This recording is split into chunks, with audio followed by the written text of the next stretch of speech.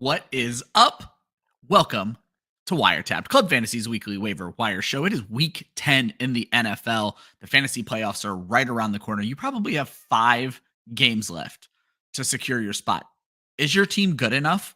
As the trade deadline comes up, the waiver wire is going to be the only way to improve your team, and we got some great picks for you for week 10. Let's get into it.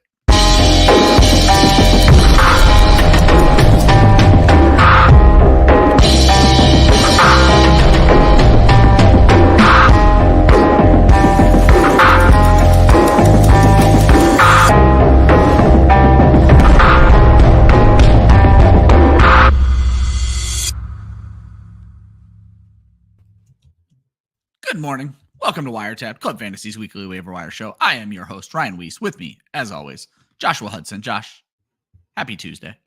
Happy Tuesday. Happy Tuesday.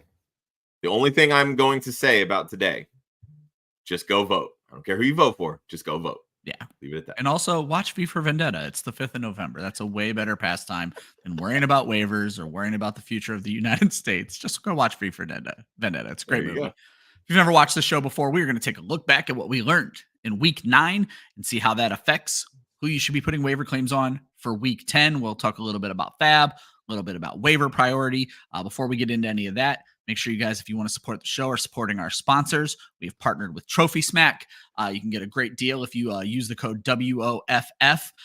They have a new Rose Gold collection that Josh is actually showing off right now. Remember that all the proceeds we get from this help us support women in fantasy football. Josh is a champion of women in fantasy football. You can be a champion of women in fantasy football and club fantasy.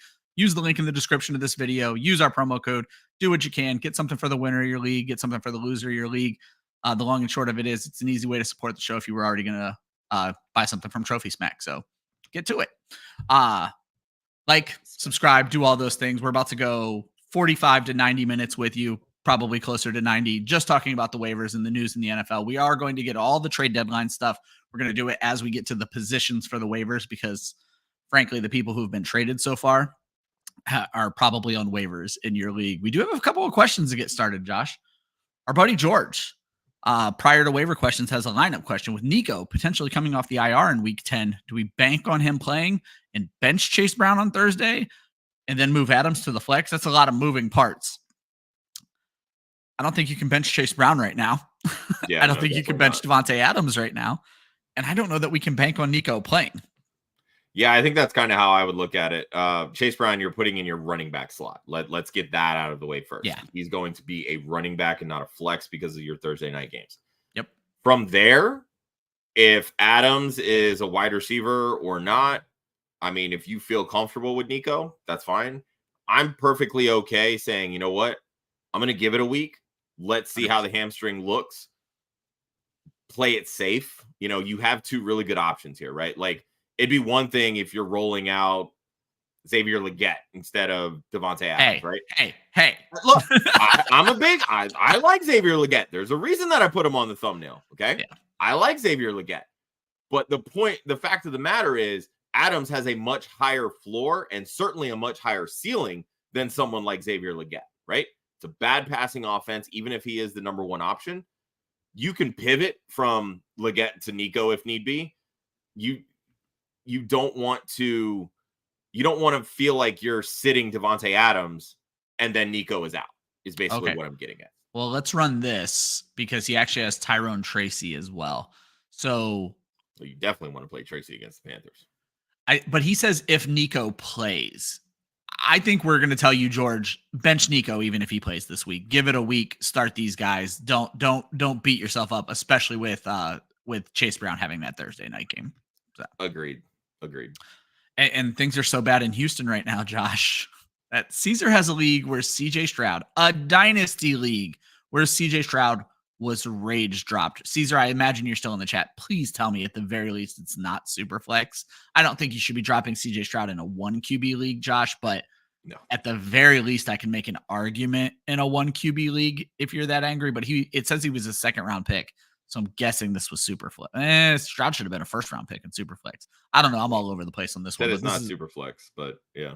Okay. No, look, again, key phrase here, rage dropped. People get frustrated and they do a lot of crazy things. So look, I wouldn't do it. I mean, I still have Bryce Young on a 1 QB dynasty league. Like, this is just, it's dynasty. These are young assets. They have a chance to get better. It's been a frustrating season, sure, for CJ Stroud. And, I've been on this train that they've basically morphed him into a game manager type quarterback. I think that changes with Nico Collins coming back. But, what somebody drops, let that be your treasure. Go put in that waiver claim. Drop all your fab. It's all your fab. All your fab. And here's another thing. If you can make a trade today that'll get passed today to buy more fab, try to buy enough fab to get ahead of the next person. Like, trade away a player on let's say you're sitting at $100 and someone else in your league is at $100. Trade somebody away for $1 of fab so that you can bid 101 and make sure you're the one who gets Stroud. That's how I would play this. Stroud should be on a roster. Frederick, give us a couple of seconds on your question, because I'm actually going to jump into the show sheet a little bit where we're going to talk about your guy and I think our opinion. So every week we do drop an article of our top 5 waiver claims. Britt was not able to write it this week, so I jumped in. So these are my top 5 waiver claims for the week. I think it's a big week for the San Francisco 49ers coming off a bye. So my first 3 waiver claims are the San Francisco 49ers. Ricky Pearsall and Jawan Jennings, Isaac Orendo. Pearsall and Jennings are out there in about 50% of leagues, each of them, surprisingly. And then Isaac Orendo is out there in about 80% of leagues. You'll find all my reasoning in the article. That's at clubfantasyffl.com. Ray Davis is another great ad at running back. Demarcus Robinson at wide receiver. But of your question, which I don't remember if I popped up on the screen or not, I did not. Of your question of who we are liking better from the Carolina Panthers, I think Xavier Legette is one of the best ads this week, and we're going to talk about that. I also threw as my bonus pick Cedric Tillman. You have to eat a bye week, but it is worth eating a bye week. Over the last 3 weeks, Josh, when I was researching my article, still can't believe he's available. Cedric Tillman is the wide receiver 1 in fantasy over the last 3 weeks. Interestingly enough, 55% available on ESPN, 40 on Yahoo, 30 on Sleeper. I feel like Sleeper has the most active community. So normally when I see these numbers, Sleeper is usually the best. ESPN is where the casuals play. And no offense to anybody who's watching right now, if you play on ESPN, I'm not trying to dish you at all. And I don't even like using the word casual. I like to call you guys seasonal fantasy players. Josh, I feel like they're just not bought in on this Browns offense and Cedric Tillman, but that is not who we're here to talk about. Josh, we need to talk about Xavier Legette. Yeah, absolutely. Trading Deontay Johnson was going to open up a lot of opportunities for every other wide receiver in this room here in Carolina. We saw Jalen Coker pop last week when Deontay Johnson was out with a hamstring injury. Undrafted kid out of Holy Cross, I believe. He's going to be a work in progress, no matter how you slice it. But Xavier Legette, in his first game this week without Deontay Johnson on the roster, he saw a 25% target share.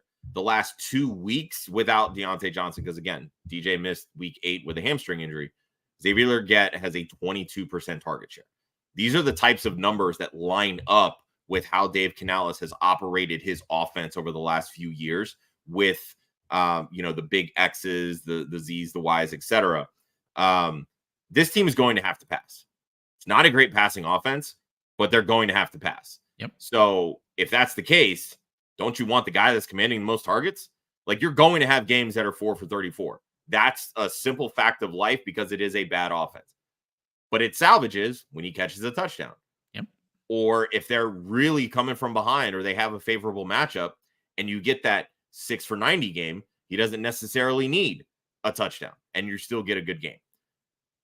Xavier Legette is somebody that needs to be rostered simply because he has the upside to fill in as a high upside flex, plain and simple. You're going to be dealing with bye weeks over the next 3 to 4 weeks, all the way up to week 14, which is the last week for most people of the regular season in fantasy. He can come into play. This is a guy you want to get. And to answer KJ's question, Legette or Thielen, I agree with you in the sense that Thielen had that built-in chemistry with Bryce Young last year. The biggest difference, Thielen was healthy last year. He is not healthy this year. So you can throw all that chemistry right out the window. Plus, there's a good chance that they may end up going back to Andy Dalton. That's still a possibility. We don't know yet if they're going to give the reins back to Bryce Young. Yeah. So for me, I want the guy that right now is showing us he's running the most routes, he's commanding the most targets, and that's Xavier Legette.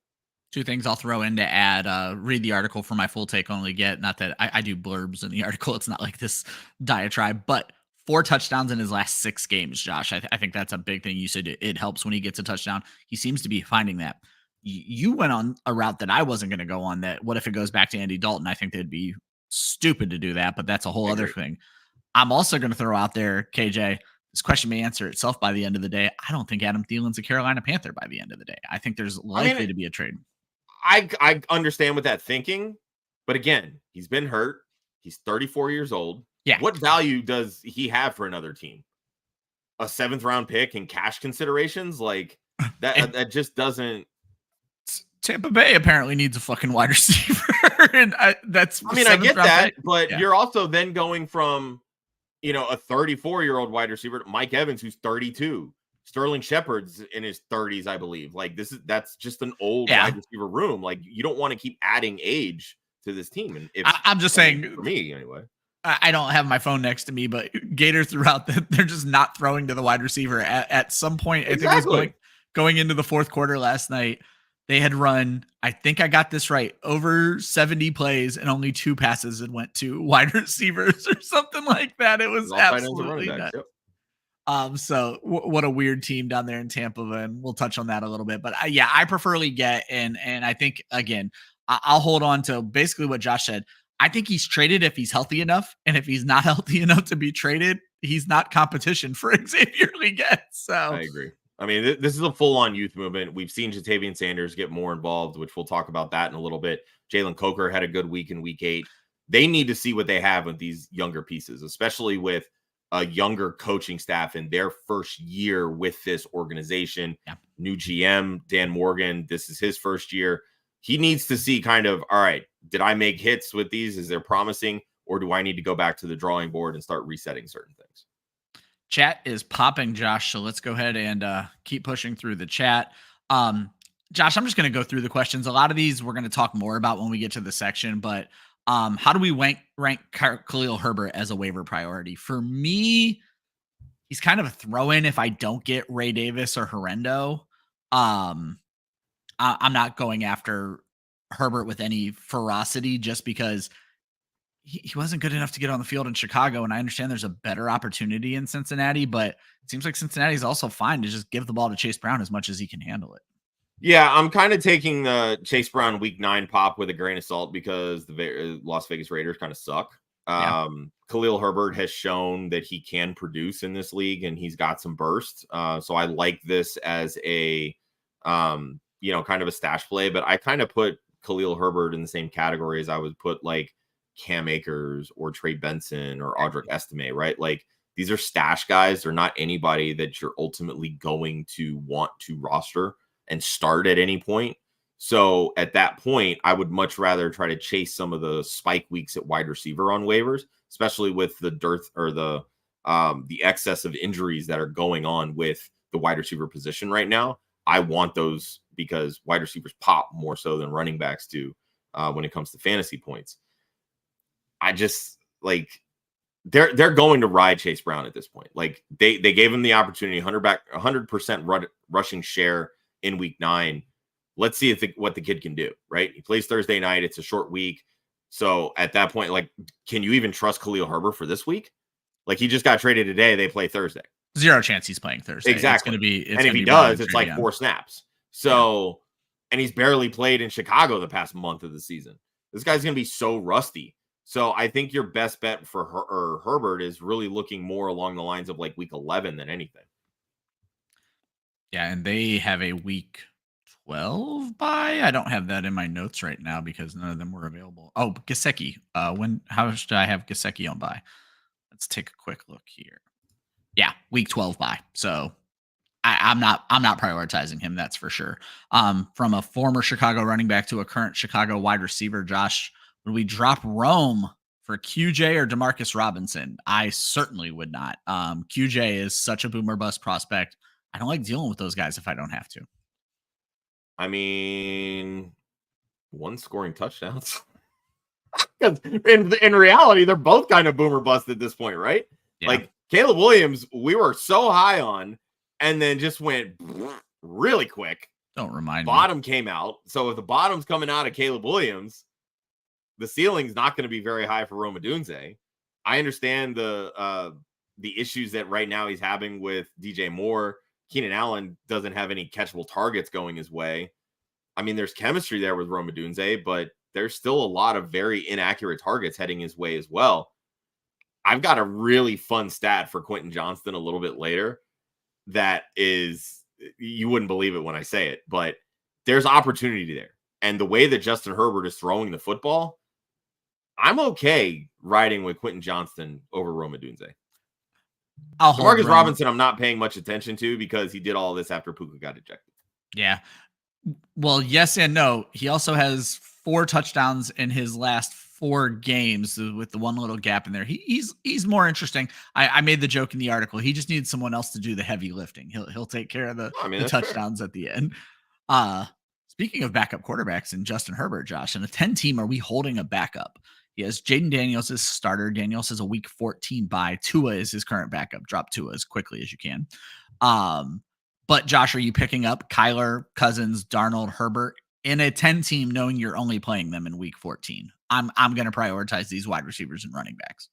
Yeah, I would prioritize the wide receivers, running backs. With Jaden Daniels week 14 bye, I wouldn't even be considering rostering a quarterback until week 12. Find out who's got the best week 14 matchup. Get ahead of him 2 weeks beforehand, so that way that he's already on your roster and ready to rock and roll when Daniels has a bye, and then you don't have to fight for him on waivers. There you go. MKez, I'm going to give you the same answer we give everybody. We're not doctors. We have absolutely no idea, but it has been the belief of just about everybody at Club Fantasy that Isaiah Pacheco will not play again this fantasy season. I don't know about selling Hunt right now, Josh. Obviously, a little bit of a slow start for Hunt last night, but certainly turned it on in the second half and overtime. Well, the Bucs have a good run defense, so it's hardly surprising that Hunt struggled a little bit. But even heading into this game, as I mentioned on Monday's show, Kareem Hunt has less than 4 yards to carry this year. Like, he doesn't really have the juice. Like, he's getting by on volume and he's scoring touchdowns. Patrick Mahomes can't throw them. Thank God he threw 3 of them yesterday. Yeah. But like, we have no idea when it comes to Pacheco. I'm not a doctor. Ryan's not a doctor. Nobody at Club Fantasy is a doctor. Got a couple lawyers if you need legal advice, but that's about it. I'm not going to sit here and pretend that I know what Pacheco's situation is and how it could potentially impact anything else. If you want to sell Hunt high because you feel like you can get a better running back, a more consistent running back, that's how I would do that. But outside of that, I'm holding on to Kareem Hunt. Yeah, let's be clear. It's never a bad idea to sell a washed-up running back high, and I love Kareem Hunt. He is a washed-up running back. He did not have a job until late in the process. What are we making of DeAndre Hopkins last night, Josh? Kind of did what we wanted him to do for Kansas City, but is it something he can keep doing? DeAndre Hopkins is going to go as Patrick Mahomes goes. If getting DeAndre Hopkins was the key that unlocked Patrick Mahomes because he forgot how to play football, so be it. Sign me up. Yep. But it's one game against a really bad pass defense. I'm pumping the brakes. I think top 20 might be a little high, but I mean, he scored 2 touchdowns. That could very well buoy him into top 20 the rest of the season, right? Like, CeeDee Lamb's dealing with an injury. We've got AJ Brown dealing with a knee injury. There's a lot of wide receivers right now. Malik Neighbors is struggling because his quarterback sucks. There's a lot of wide receivers right now that haven't been having the impactful, second part of this season, the second month, that they had in the first month. So, yes, there's opportunity for him, especially if he continues to, fit within this Kansas City scheme. I like Hopkins the rest of the season. I think top 20 might be a bit high, but I can see it as a possibility. It's definitely in the range of outcomes. Yeah, I'm taking a look at my preliminary rankings, and those are available on clubfantasy.com, clubfantasyffl.com. My first run of rankings, Josh, is always really rough. And right now, Hopkins was only able to climb to wide receiver 27 for me. And so I just don't know about that top 20 ranking. It's going to come down to matchup. Historically, and by historically, I mean this season, Denver has been very good against wide receivers. They were not last week. So who knows if there's a change that's coming there, but it's one to watch. I think 20 is a little bit lofty, but top 25, top 30, pretty certainly. Austin, trade CeeDee Lamb for Puka and Jonathan Taylor. Josh, I mentioned this yesterday. This feels like a good deal to me. Not this specific deal, but I talked about maybe moving CeeDee Lamb. Now you're dealing with Cooper Rush or Trey Lance at quarterback. I think this is the right kind of deal to make for Lamb right now, assuming this is redraft. I was going to say, if this is redraft, this is the type of trade where I would be okay trading CD Lamb. Here's my only issue. Jonathan Taylor's looked like shit this year. He really has not been the quality of running back that we wanted this season. And he looked good early. He got injured and the offense fell apart. I mean, granted, like Minnesota has a good defense. So, I'm not trying to, sit here and be like, oh, because he's a good player, he's got to be able to supersede a good defense, blah, blah, blah. Like, it doesn't always work that way. Like, we've seen Derrick Henry and Saquon Barkley struggle against good run defenses, right? Yeah. It's just how things go. You fight fire with fire. Like, sometimes you get burned. My issue here mostly is with Puka, because how can we trust this guy? Yeah. Like, he comes off of IR, has a great freaking game, and then late in the week, oh shit, my knee hurts again. And then gets ejected because, maybe the knee injury's been frustrating him so much that everything was just boiling at the top and said, I need to punch somebody. Is this Mike Evans tendencies here? Right? Like, what are we doing? But no, like I on the, in a vacuum, this is the type of trade that I would want to get for CeeDee Lamb because of the injury issues. They're considering him week to week. They're floating the idea of putting Dak on IR, which could be a 4-week injury. I meant to go through early before the show to actually look at the splits with Lamb with and without. With Cooper Rush Dak last year. With Cooper Rush, just to kind of see like how it was frustrating. I remember that. Well, it wasn't last year. It was 2 years ago, I believe. Oh yeah. But regardless, I don't know. Maybe and a very different offense back then too. So yeah, also a very different offense. Yeah, because they had Kellen Moore's or OC. Yep. Yeah, I'm probably making this deal. I'm a big Puka guy, and I mentioned this yesterday, Josh. This is not the Jerry Jones thing to do, but I think it's going to happen. If Dak goes to the IR, Dak does not come off of the IR because they are going to go 0-4 in these next 4 games, and they're cooked at that point. This is a great question. The answer is yes. Drop Jalen Waddle as quickly as you can. That's going to come up later in the show, Skywalker. But Josh, if you're dropping Waddle, how are you prioritizing these 3 guys? If you can eat the bye week, for me, it's Cedric Tillman all day long. Definitely Tillman. Let me see this question really quick. Yeah, I mean, if these are your 3 guys, I would rank them Tillman, Leggett, Downs. Yep. I like Downs. I like him a lot more with Flacco. I think that Minnesota just kind of found their groove in a way. I don't think Steichen's play calling is it this year. There's just so much going on. That's what I was going to say is that team feels discombobulated, and Minnesota gave up the most fantasy points to wide receivers, and they were not and they able couldn't to get get anything going. Yeah, that bothered me a lot. It just makes it a little bit harder to trust Downs in that sense. You're definitely going to get some pop weeks. I think Tillman is hands down the most consistent. I would drop Jalen Waddle to get Cedric Tillman 3 weeks ago. Leggett, I think, would be my next guy. And Gator chimes in that Leggett should get peppered. While that's true, Tillman is already getting peppered. I guess the biggest concern you have with Tillman, Josh, we touched on this very briefly yesterday, is if the Browns move to DTR and then you want Leggett for sure. Yeah, 100%. Josh, are we going to drop your boy Deontay or Mr. Concussion Chris Olave for Rome Odunze or QJ? Now, you have a compelling argument for QJ later on. I like Odunze. I don't think I'm dropping either one of these guys for either one of those guys right now. Yeah, I'm not dropping them outright. I would try to find a different way to get Quentin Johnston or even Rome Odunze if those are the 2 that you want to prioritize here. I want to believe that Deontay Johnson could be something in Baltimore. I want to believe it because I am a big Deontay Johnson fan.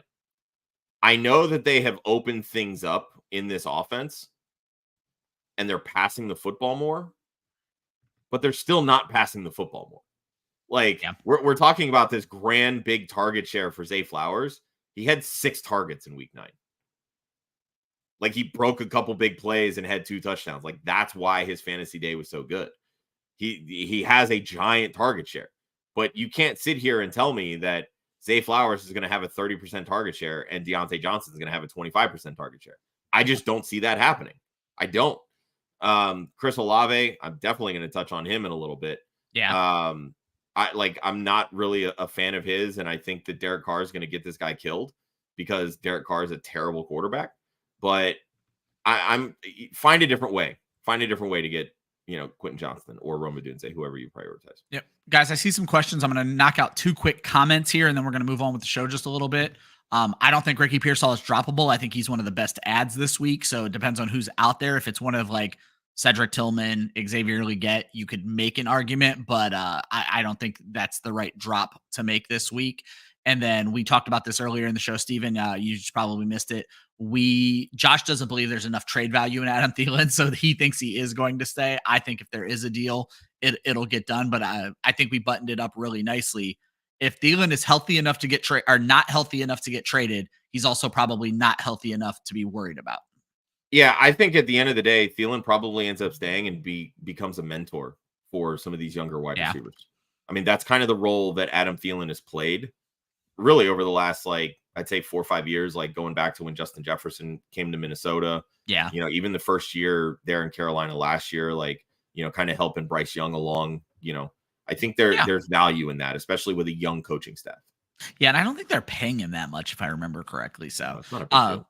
We're not going to skip any questions here, guys. We're going to see all your questions. I try to get them in after every segment. So keep dropping them. We're going to keep getting to them, but we are going to knock out some show sheet. And we call it, What Did We Learn in Week 9? We always mention JJ Zachariason's data thread, Dwayne McFarland's utilization report, and Ryan Heath's stats recap over there on Fantasy Points. We use a lot of this to find a lot of fun data that we're giving you guys. But me and Josh like to break it down to 3 things we learned each. Josh, go ahead and get us started. Yeah, the first thing for me is JSN can actually do good things in the NFL. We've been talking about his low ADOT, his yards per route run, which has never really been good. Even if you go all the way back to college, he had a great college season with a lot of really talented guys around him. But his ADOT, he wasn't a big downfield threat. It was a lot of yards after the catch. But you saw with week 8, no DK Metcalf, it was more of the same. Very low ADOT. Not a lot of downfield targets. And then he absolutely exploded in week 9. And now, literally had not heard anything about this until today. Apparently there's rumors floating around about DK Metcalf potentially on the block. And I'm just like, wait, what? I didn't even hear it until your show sheet when I was reading.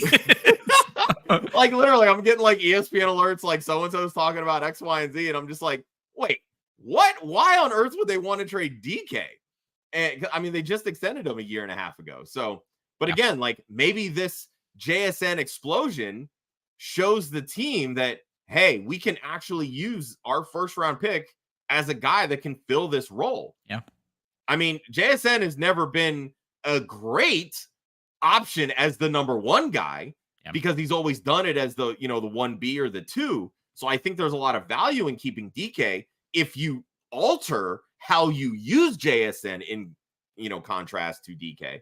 But I'm kind of on the fence of if I have JSN, I might be willing to sell high based on the big game because if DK does get traded, I just don't know that he can carry the load, truthfully. I really don't. Yeah.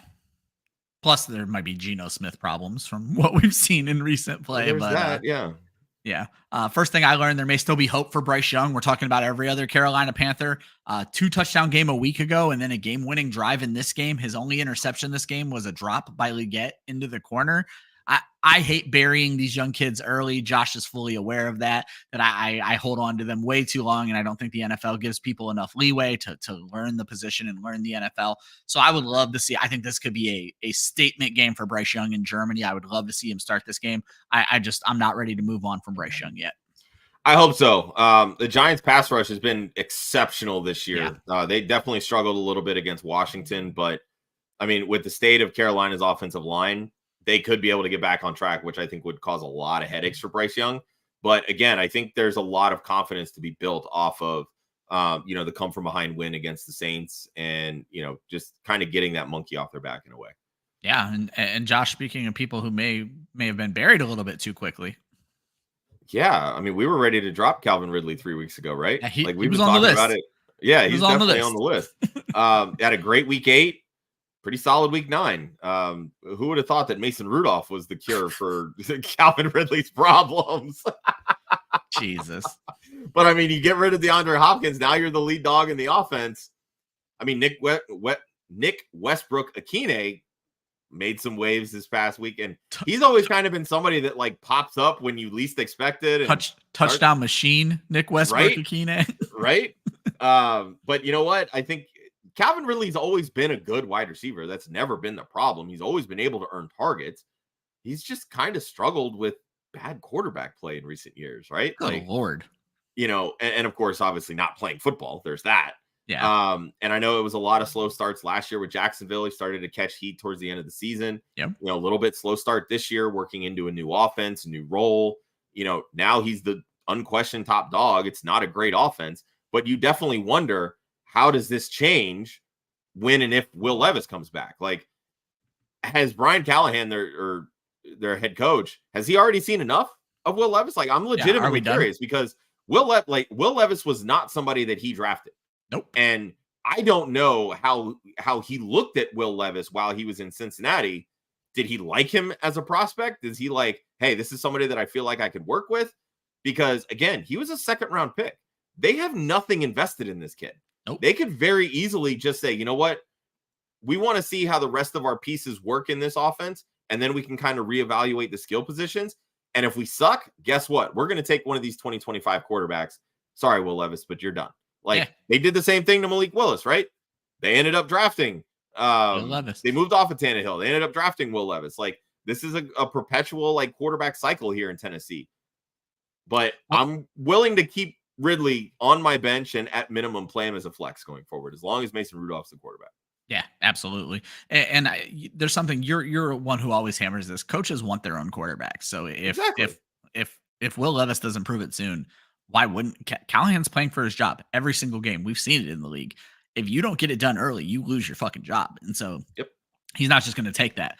My second point, apparently Patrick Mahomes is still in there somewhere. We just didn't know it. Wide receiver ones matter. Hey, I knew it. You did. Called that on Wednesday. and I moved him way up in my rankings because of you. So thank you for that. First 3D touchdown game of the season. How fucking incredible is that we are in week 9 and this is Patrick Mahomes' first 3 passing touchdown. I forgot to look at the rushing because he does have a couple of 2 touchdown games in there, but this is his first 3 passing touchdown game of the season. 2 of those went to Hopkins. We touched on it earlier. We don't know if you can expect that out of Hopkins every week, but Patrick Mahomes is a guy who leans on and elevates his wide receiver one. If Rashee Rice were coming back this season, I would be more worried about DeAndre Hopkins, but I don't know that there's anybody on this team that is going to be able to usurp DeAndre Hopkins. Certainly not Xavier Worthy in his negative stat line this week. Yeah, they definitely need DeAndre Hopkins. I think it will be a benefit to this passing offense, and it literally makes me throw up in my mouth saying this, but it will be a benefit when they get Juju Smith-Schuster back. So someone hit that in the comments. Well, someone hit that in the comments, Josh, and then Chris B just brought up they're also getting Hollywood back for the playoffs, more than likely. So they could very well get him back too, and that's going to help stretch the field the way that Xavier Worthy just has not been able to do. Right? Yeah. I mean, he had a 32-yard catch that was negated early in the game, if I'm not mistaken. And he can't separate. He can't get off the line of scrimmage. They're pressing him and moving him off his mark, and it's just not a good look. So they're trying to manufacture touches for him, but all these rushing attempts just they're not generating anything. Sounds like I remember hearing a story about a guy named John Ross who was super fucking fast, but just couldn't get open in the NFL. All the people who got mad when we compared Worthy to John Ross, maybe those people were onto something that Stop inflating Joe Zolo's head more, okay? Yeah. He's been on that train all offseason. He has, and so was Britt. We did a show with Britt where she did that comparison, and I'm gonna be honest, I rolled my eyes at it. I thought he was a better player, but sometimes the archetype is the archetype, and Xavier Worthy's having trouble beating that, Josh. Yeah. And then we each got one more point. Yep. I'll try to make this quick. We spent a lot of time talking about Tua Tagovailoa and all the concussions that he suffered, especially over a short period of time in his career. I really want to know why we're not talking about Chris Olave and his concussions. Yep. It's a problem. Because in the last 5 years, he's also suffered 5 concussions. The more pressing matter, 4 of them have come since he came into the league with the Saints in 2022. And 2 of them have occurred in the last 3 weeks. This is a guy that, again, he's a skill position player. He finds himself at a lot more risk for head injuries than a quarterback does. And yet nobody's batting an eye when he keeps coming back in and then having to catch hospital balls from a bad quarterback.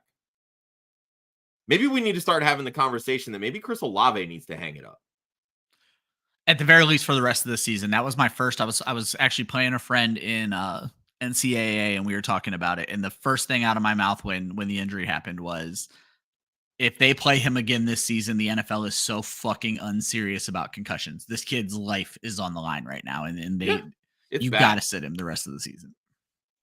Yeah, it's bad. Yeah. And Charlene even chimes in. I say chimes in the exact same thing. Great take there, Charlene. Absolutely. For me, Josh, we kind of laughed at Gator yesterday when he implied that there was a DJ Moore problem in Chicago. And I dug a little bit deeper into the game this morning, and Chicago might have a DJ Moore / Caleb Williams problem, plain and simple. The play that is making the rounds right now, apparently, according to Jay, there may have been a shoulder bump in the locker room and some just like actual static going on between these two men. But did you see the play, Josh, where Moore was running a comeback route and stepped out of bounds and then went while the play is still going on and sat down on the bench? That is the least professional shit I've ever seen in my life. Apparently, and I noticed it as soon as I watched the play, he limped a little bit when it happened. But there's a difference between going and standing next to your coach and just pulling yourself out of the play, because everyone, the defenders are trying to say how smart of a play it was so Caleb didn't accidentally throw him the ball. He went and sat on the bench, Josh. And then hilariously, Caleb threw that same comeback route on that play to Keenan Allen. I think it was a drop. I'll agree. DJ Moore is probably frustrated. He looked pretty open on this comeback route, and Caleb was rolling to his side. I couldn't see Caleb on the play to see where his eyes were. But here's the long and short of it. I bring all this up for a reason, Josh. We laughed at the prospect of DJ Moore being traded yesterday. We've talked about this before. When you're betting on the coach or the quarterback or the wide receiver or the quarterback wins every fucking time, Josh. It's certainly first round, first overall pick quarterback. Yep, 100%. And the weird thing is they literally just gave DJ Moore a pile of money this offseason. And now it's a problem. So, I mean, look, it's a young quarterback. It's going to take some time. And again, Shane Waldron's a terrible offensive coordinator. Terrible. So, JSN was right. Why didn't we listen? Yeah, right. Exactly. And we already saw Luke Getsy get fired. And we even said that if things go south with the Bears, it's going to be Shane Waldron whose head is on the chopping block, not necessarily Eberflus. Eberflus will make the call to save his own job if the offense isn't working. And right now, the passing attack, it's not working the way that we want it to work, especially when you have a first overall pick as the lead dog right now. I'm just going to throw out, I'll be honest, Chris, I did not even see the Hunter Henry play. I didn't see the DJ Moore play till this morning. The DJ Moore play looks terrible to me. If Hunter Henry did it, fuck that high IQ shit. He's an asshole too. Taking yourself out of a play is never a good idea. So you'll never get straight up hypocrisy from me. I just don't know about the Hunter Henry play. That's not one that I saw, but Chris did chime in. He agrees that there is a problem there. And again, it's a problem that's always going to break Caleb Williams' way because that's the nature of the NFL right now. Yep. Josh, our buddy Gator wants to know, is Cooper Rush worth an ad? In Superflex? In Superflex, I think that's the only answer to that question. So I don't think we need... It's the same reason why you add Jameis Winston or Joe Flacco. It's Superflex. That's why. Yeah. We both just unstarted... Here we go. I got it. We both unstarted a question at the same time. Oh, I bet. No, that's don't worry about it. He has DeAndre Hopkins, Travis Kelce, and Kareem Hunt. What does he do? I don't think you need to move off of that, except... Don't they have a week 12 bye? Isn't that about to be a fucking nightmare, or week 11 bye even? Yeah, that's... I mean, look, I don't love having three pieces of an offense unless it's like the Lions, and even that's kind of been frustrating lately with how they've been using them. Or 3 years ago, Kansas City. Right? Yeah. But I mean, as long as they're producing, dude, it doesn't matter. Like, yeah. Right, the only thing is, if there is a bye week issue, I don't know their bye off the top of my head. Hunt is the piece I'm moving off of this. Kelce, that I would agree with. Yeah. And that's kind of what we talked about earlier. Like if you can move Hunt in a deal to upgrade, package him with a wide receiver, get another running back, that's fine. I'm all about that. Yeah, absolutely. Yeah, KC already had their bye. It was week 6. Okay, yeah. Duh. Sorry. Thanks, it's It's always a jumble to me. Yeah, thanks, Chris. TM wants to know, do we believe Jonathan Brooks returns and takes over the starting gig? There's a lot of heavy lifting going on in that question. He has Rachaad White, but doesn't like his role much. 10 rushes, 3 targets. So we talked about this all day yesterday, Chris. And so Josh and I have 2 very different opinions. We both agree that Jonathan Brooks returns. Josh thinks he is going to get a more prominent role. I don't think they can bench Chuba Hubbard. So I think at best it's a split and everybody suffers.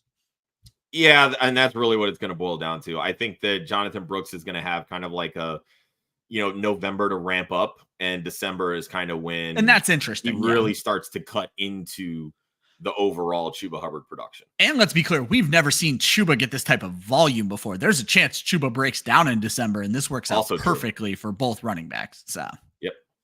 Combat Cash Club. If I need to drop a. This was one of his questions from earlier about Leggett, Tillman. He's just rephrasing it. He has Leggett, Tillman, and Demario Douglas. If he needs to drop one or drop a bench receiver for like Mike Gesicki, should he drop Pearsall? Oh, okay. First off, you don't need to go get Gesicki. I can tell you that. Right. Yeah, don't freak out about Gesicki. Gesicki's only good if T. Higgins isn't playing. Yeah, that's fair. That's exactly right. So there's other tight ends that you can prioritize over Gesicki, and we'll get to that section. Yeah, like the high IQ Hunter Henry.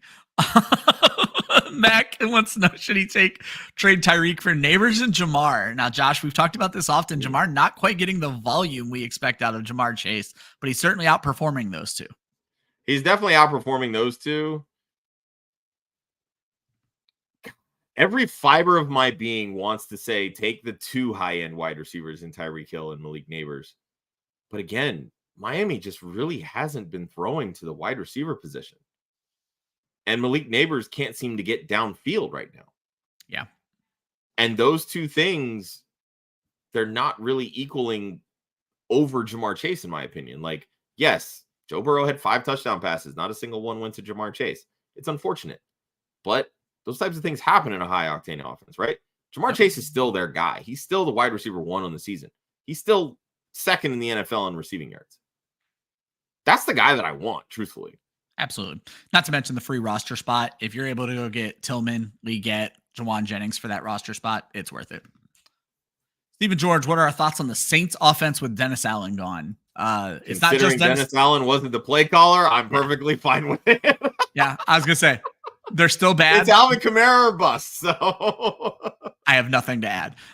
Benjamin wants to know, he needs a tight end to replace this week. Would we recommend Goddard or Taysom Hill? He can drop Lad McConkey, Jacoby Myers, or Darnell Mooney. If you have to drop, let's start, Josh, because the more important question here is, who are you dropping from those 3? I think it has to be Myers, but I don't feel good about dropping any of those guys. I was going to say, I don't feel good about dropping any of those Who's your current tight end? Oh, replace Bowers. I missed that in the question. Okay, I was like, good Lord. Lord. Dropping Bowers. I can tell you that. Not at all.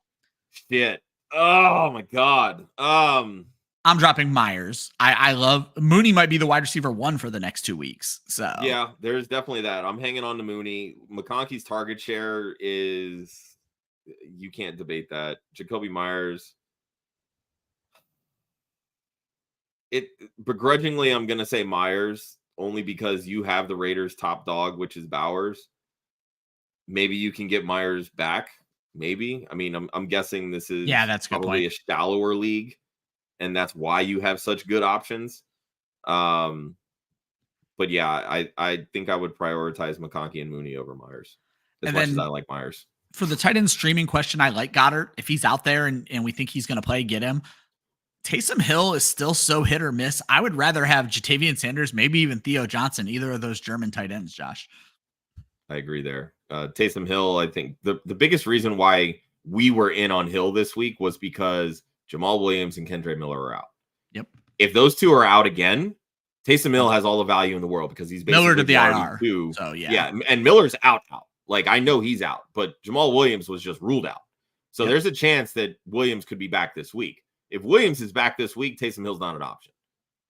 Although it was very nice to see Taysom Hill actually running routes and catching passes, which he doesn't typically do, even though he's considered a tight end. Yeah, right. But yeah, if he basically moonlights as the RB2, he's 1,000% a top 5 tight end any given week. Yeah, I agree. Guys, you've rode with us for 45 minutes. We're finally going to get to the bulk of your waiver questions, we always like to give you a reminder. Browns, Packers, Raiders, and Seahawks all on bye this week. We are going to break this down by position. We're going to start with the quarterbacks. Now, I'm going to name off 7 names here. We're not saying you need to go add all these guys. We're going to talk about if we like them, if we think some of them are traps. But these are the guys that are probably out there on waivers that are being talked about. So Russell Wilson's out there in 80% of leagues. Trevor Lawrence is out there in 70%. They do have a week 12 bye. Aaron Rodgers is out there in 50% of leagues, week 12 bye. Justin Herbert, 55% of leagues. Aaron Rodgers is more rostered on ESPN than Justin Herbert. Drake May out there in 90% of leagues, week 14 bye. Matthew Stafford already had his bye, Josh, and has come on with his wide receivers, 70% available right now. Who would have thought in week 9, week 10, we'd be talking about Aaron Rodgers in fantasy football? Yeah, Aaron Rodgers was really kind of like DOA up until about week 8, right? They get Adams ahead of week 7. He's now played 2-3 games now with the Jets. It took 3 weeks, but this passing offense is clicking. So something that I found really interesting, I was diving into the Football Guys strength of schedule tool. Yeah. When you look at the Jets for quarterbacks, Aaron Rodgers has the 7th best remaining schedule when it comes to quarterback play and fantasy points allowed to the position. He only has 2 quote unquote bad matchups, and they're both division games, which could go either way. I was going to say they're not Miami that bad. And Buffalo. I was going to say. So, and these are both very winnable matchups and ones that if Aaron Rodgers is on, they can take advantage of. This passing offense looks in sync. Like they're targeting Garrett Wilson. He's the wide receiver 3 on the season. He's been the wide receiver 3 the past month of the season. I think is what you said yesterday, Ryan. Yep. Devontae Adams caught his touchdown, 5 for 72 and a touchdown, I believe, in week 9. Yep. No Allen Lazard makes things so much easier right now for Adams and Wilson to catch everything. And those guys catch everything. So Aaron Rodgers just has to put it in the vicinity, which is all that he needs to do, because at 40 years old, accuracy might be a little off. The offensive line is playing better, and they have a strong running game when they decide to use it with Breece Hall. Aaron Rodgers could be that guy that is going to help you through some of these bye weeks. You got a lot of week 14 buys coming up. You got some week 12 buys coming up, including Rodgers. This could be a guy that helps get you to the playoffs. Yeah. No, I like it. And then I can't deny you your chance to victory lap your Justin Herbert preseason take. Look, I'm not victory lapping. It's week 9. But what I'm getting at is... It reads like a victory lap. I got to spin it. Come on. Look, I was told all offseason that Greg Roman only wants to run the football, and you're going to cage the lion that is Justin Herbert's cannon of a right arm. Yeah. The preseason quote was, "Can you imagine Justin Herbert with a running game?" Yeah. Well, guess what they did the first 4 weeks of the season? They established the run. They needed to prove that this offense and this offensive line with a busted up and broken down J.K. Dobbins could run the football. Yep. They figured out they can run the football. So what they do during the bye week 5, they installed a passing offense. they installed a passing offense and said, "Hey, Herbert, you know that golden right arm you got? It's time to take the cast off, buddy." Yeah. Since week 6, he is 4th in the NFL in passing attempts. He's also quarterback 7 in fantasy since week 6. Now, remind you, he has a who's who of young and inexperienced wide receivers catching his passes, which we all knew was going to be a problem this year.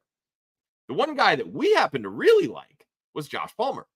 Finally caught his first touchdown in a week. Yeah, did something this week. Welcome back to the team, buddy. Right? Lad McConkey has shown that he can get open and he can command targets. So when you have a guy that can command targets and get open, man, it's almost like he's had that in the past with Keenan Allen, right? Yep. Crazy. This is the type of quarterback progression that you're looking to claim 100%. Off of waivers right now. And guess what? Justin Herbert's already had his bye week. Exactly. This is the streaming option right now that's going to get you through all these other bye weeks. And by that point, you can ride him to the championship. Chris says he has his membership to the Herbert fan club as well. So there you go, Chris. Chris just syncing with us. Josh, let's knock out some more of these questions. We got, is Cole Kmet worth holding? is Cole Kmet something to let go or hold on to? I think every part of this offense, literally in redraft, every part of this offense outside of DeAndre Swift is worth letting go. Yeah, I mean, it was a nice run for Cole Kmet, and I'm not saying that he can't have some spike weeks, but I mean, outside of probably like 4 options at tight end, everybody's a streaming option at this point. And the way that this offense is operating, it's a freaking roller coaster, man. And I'm too old for those damn things.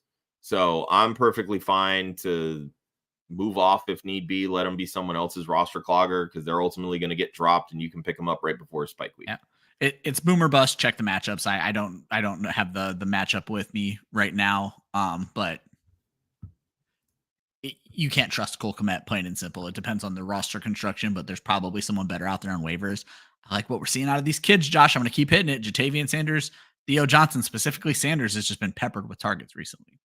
Yeah, his the last 3 weeks, I think? 3 weeks, yep.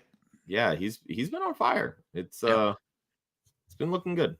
Lil Tay the Rock wants to know is Khalil Herbert or Demarcus Robinson are worth the number 1 waiver priority. So my question is, I assume this is rolling. So he's giving up his waiver priority. Like it's not something that's going to erase itself after this week. I always get upset at this time of year, Josh, and upset's the wrong word, but perplexed. Who else is going to even end up being available is the question. Like if you really need a running back or a wide receiver in week 10, why the fuck not blow it? I don't know who else is going to be out there for you. Yeah, that's kind of where I'm at. I mean, I don't know that either of these guys are going to be quote unquote league winners. Demarcus Robinson's definitely going to have some value. Getting Cooper Kupp back, getting Puka Nacua back. That we've seen it already. It's helped Stafford tremendously. 6 passing touchdowns over the last 2 weeks. Demarcus Robinson caught 2 in week 9 after Puka went out. Cooper Kupp commanding all of that attention, 11 catches, over 100 yards. That makes them, and Robinson is a sneaky good veteran. Like he knows how to find the zones and get open and take advantage of bad cornerback matchups, which most teams have pretty bad cornerback threes. So, I think he's somebody that can operate as a pretty solid flex. I would definitely prioritize him over Herbert. But again, just kind of depending on your league, like number 1 waiver priority in a vacuum, no, but that might be all that's left on waivers, truthfully. Yeah. Of course, my landscapers show up and are blowing off my back porch right now. So sorry about the noise, everyone. There was something I was going to hit, and now I've completely lost my train of thought. But yeah, the priority makes it a little tough because of this late in the season. It's just the last point I was going to throw out there. Anyway, couple of trade options here. Devonta Smith and Tyrone Tracy for Cooper Kupp, or Devonta Smith and Josh Jacobs for Nico and Tony Pollard. Interesting. Let's see. Smitty and Tracy for Kupp. I think I would rather have Smitty and Tyrone Tracy. I love Kupp. The volume play is definitely there. I think that Smitty is going to start getting a lot more volume, especially if AJ Brown has to miss any bit of time with this knee injury. We've already seen Dallas Goedert go down with an injury. Maybe he's back this week. Maybe he's not. Smitty becomes the ultimate option there. But maybe they kind of want to take it easy a little bit with AJ Brown, who has kind of missed a lot of time this season. And they're certainly in the playoff race. Yeah. And Tony and Tyrone Tracy has been balling. Smitty and Jacobs for Nico and Collins. Honestly, I think this is a really fair trade. I think Jacobs is really just a better version of what Tony Pollard is doing right now. And I mean, at this point, Nico's the wide receiver 1 in points per game. Like, I think I would be okay going out and getting Nico on that side of the trade. If I'm making one of these trades, it's the second one, because I agree. Yeah. Kupp looks great, but we don't know what this whole wide receiver core is going to look like when they're all playing. Kupp saw a lot of targets this week, but Puka Nacua went out of that game early, and I fucking love Tyrone Tracy, plain and simple. So if I'm making one of these trades, it's the second one. That's just kind of how I feel about it. Pick up Gesicki or Taysom this week with Kraft on bye. We're going to talk about our tight end waivers a little bit later, but if I'm choosing between these two, Josh, I'll probably lean Gesicki just because I don't know what's happening with T. Higgins just yet. I would also know. Well, we don't know what happens with T. Higgins. We don't know if Jamal Williams is going to play, right? So yeah, I wouldn't blow waivers. Honestly, I would wait until we know. Yeah, more. I would let them be somebody else's waiver problem because again, like I mentioned on yesterday's show, Gesicki in games without T. Higgins this year has over a 19% target share. in games with T. Higgins. Gesicki's target share is below 6%. So again, we don't know right now whether T. Higgins is going to play or not play. He's been making business decisions all season long. So he's prioritizing his bag versus winning, which, is fine. He's a grown man. He can do whatever the fuck he wants to do. With Taysom Hill, he's only valuable without running backs. That's it. He did get more involved in the passing game this week. Again, Chris Olave being out. Maybe Chris Olave's out again, and they're down a lot of wide receivers. So truthfully, I think that actually favors Taysom Hill in the long run anyway. Mason Tipton, the undrafted kid, I can't remember where he's from, but he was the one that actually led the team in route participation this week, which was really strange. But again, Taysom Hill had 4 catches. So if there's no Chris Olave, we know there's no Rashid Shaheed. We know Bub Means just went on IR. They're down to their wide receiver 4 as their wide receiver 1. They're going to rely on Alvin Kamara. They're going to rely on Foster Moreau and Taysom Hill. So I think really in a vacuum, that drives Taysom Hill above Gesicki for me. Yeah, he's getting volume he wasn't getting it before, and that makes him interesting. Correct. I remember what I was going to say now. My producer is telling me it's time to yell at you guys. Says there's 33 of you watching on YouTube. There should be 30 plus likes. We're out here doing the Lord's work, giving you advice while wind is blowing next to my microphone here and making this very complicated and distracting. But no, we would appreciate if you guys subscribe, but certainly hit that like button, do all the things that's going to make YouTube algorithm get us to more eyes so that we can make a little bit more money from Google. Josh, Stephen George wants to know 4-point passing league, Bo Nix or Justin Herbert? This is a tough question because you've presented a very interesting argument for Justin Herbert. Bo Nix has that rushing upside that cannot be denied right now, and apparently that receiving upside that cannot be denied right now. Yeah, right. This is what I find really interesting. So again, going back to Football Guy's strength of schedule tool for the quarterbacks, the Chargers have the 8th most advantageous schedule to quarterbacks. Denver is at 10. So they're really not that far off when you're looking at the different matchups. I think I would trust Herbert more only because I'm always going to trust a quarterback that can throw better, even if the rushing upside maybe isn't as high. But Herbert can scoot too. And and I feel like that's something that a lot of people just don't really get or remember about Justin Herbert. Is he being used as often in the running game as Bo Nix? No, not at all. But when you look at the weapons, they're pretty even in terms of who the fuck are we throwing the football to, right? Like Denver has Cortland Sutton, which is great, and he's been great, but then they'll, forget about him and prioritize the young kids that have bricks for hands. So Bo Nix could have 200 yards and 0 touchdowns or 200 yards and 3 touchdowns. Yeah. With Justin Herbert, I'm pretty much getting 250 yards at minimum every single week. And it feels like 2 touchdowns. Yeah, and 2 touchdowns kind of seems to be the thing. I mean, he threw 3 this week, I believe, 2 of them to Quentin Johnston. So I think I would prioritize Herbert amongst these 2. I don't argue it, but I'm a big Bo Nix guy. And that's the thing. Like, I like Bo Nix. And again, it's the rushing upside is there, and that's hard to deny right now. Yeah. Caesar, this was for the frustration show yesterday because I also thought Caleb took a turn in London. And I might be the most disappointed person that is not a Chicago Bears fan. Remember when we all thought Kyle Pitts took a turn in London? What happened there? There you go. So 3 years from now, Caleb Williams is going to be a hell of a fucking fantasy football play. Craig Lennings wants to know, is it worth holding on to Downs? And I'm guessing Shakir, I'm reading this as should he drop one of these guys for George Pickens? And I would drop Shakir for Pickens. Yeah, I would be okay with that. The target share right now is leaning towards Dalton Kincaid more than anybody. Cooper obviously missing this week. Definitely boosted Khalil Shakir stock. But I think at the end of the day, your top dogs in that offense are Dalton Kincaid and Amari Cooper. Yep, that's exactly my thought process. Whereas Josh Downs looks like ass, he is still going to be a priority in that offense. Moving on to the running back waivers, Josh, and we're going to start off. I'm going to list everybody, but we're going to come back to there was a running back dealt at the deadline. We've already talked about it a little bit, and we'll talk about it if it matters to us. I mentioned Isaac Herendo and Ray Davis in my article, but the other guys you may want to take note of, Tyler Algier's out there in 50% of leagues. They do have a week 12 bye. Miles Sanders is someone to watch at this trade deadline. Nobody's dropped any breaking news, so I imagine he hasn't moved yet, but he is a rumor that he was going to move on. Trey Benson out there in 85% of leagues. They are on bye next week. Cam Akers out there in 90% of leagues. Audric Estime out there in 99% of leagues. And it's not until a week 14 bye for Denver. And I had to throw Justice Hill on here, Josh. He keeps doing just enough to make himself worth being mentioned. Week 14 bye, though he's not going to be a high priority for me. Let's start with, before we talk about the guys you want to talk about, Josh, we talked a little bit about this, but just as a refresher, what are our thoughts with Khalil Herbert now in Chicago? As you mentioned in the show notes, Zach Moss expected to miss the rest of the season. Now in Cincinnati. Meh. Yeah, that's where that's kind of where I'm at. Like I said, Khalil Herbert has shown some juice. He kind of really hasn't done anything. He hasn't really been used much over the last 6 to 8 weeks, it feels like.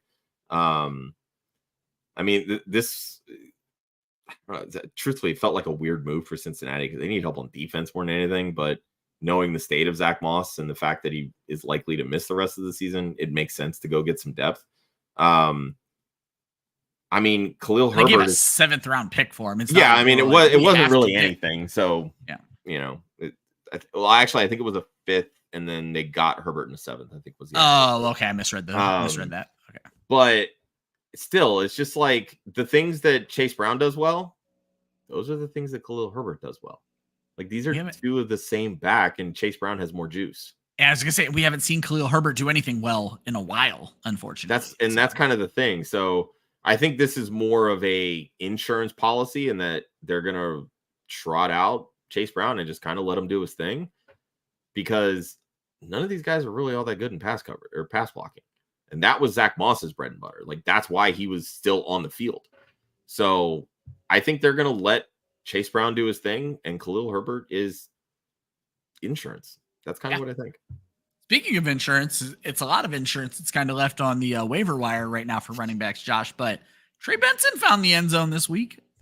That he did score a touchdown. I mean, the concerning thing is that we all thought, because again, this Cardinals offense is very much a derivative of the Cleveland Browns and the system that they ran with Chubb and Hunt all those years.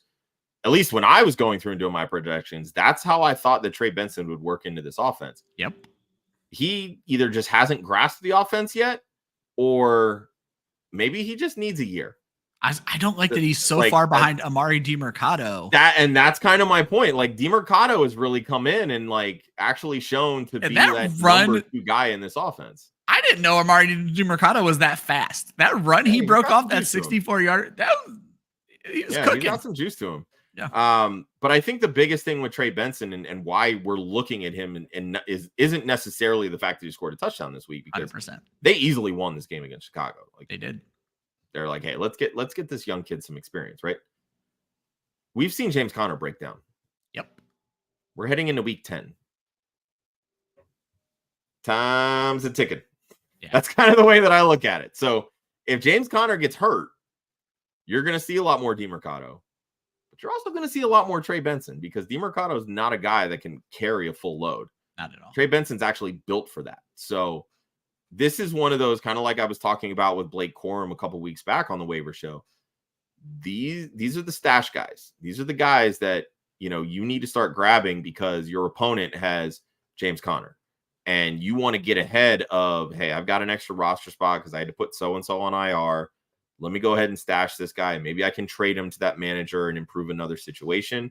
Or this plays spoiler, and now I've got a free RB1.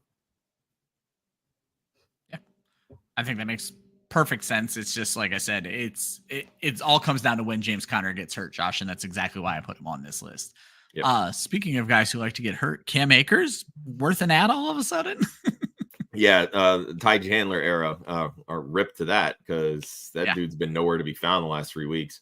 I mean, again, the way that they're using Aaron Jones, he's never been used this way in the NFL. They're using him like a true bell cow.